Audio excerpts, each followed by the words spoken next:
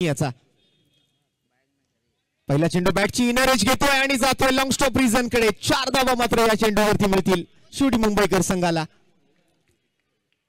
हा नशिबाचा चौकार आहे. इथून मात्र मॅच मध्ये कमबॅक होण्याची शक्यता होऊ शकेल.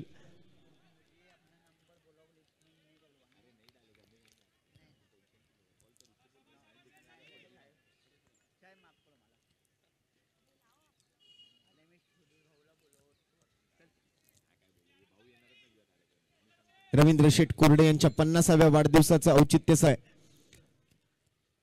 फुलटॉस बॉल एक्स्ट्रा कव्हरच्या दिशेने बॉल मात्र जातो पुन्हा एकदा सीमारेषेच्या बाहेर. आणखीन एक षटकार अजित मोहिते यांच्या बॅटमधून एक फ्लॅट शॉट.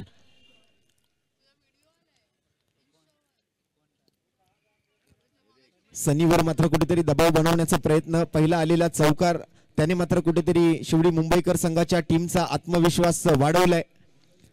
आणि त्यानंतर मात्र आलेला हा षटकार. अर्थात 2 चेंडूत 10 धावा आलेत.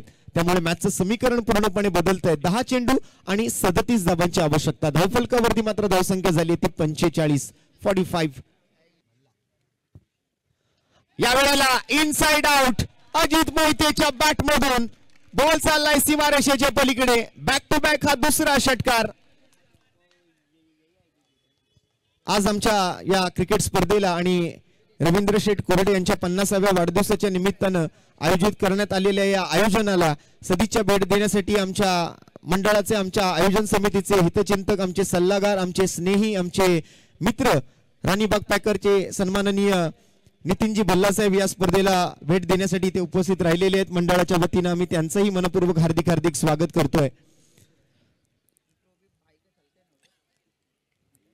ग्रीन पार्क क्रिकेट क्लब म्हणा की आणखीन एक बॉल पुन्हा एकदा आउट ऑफ द पार्क.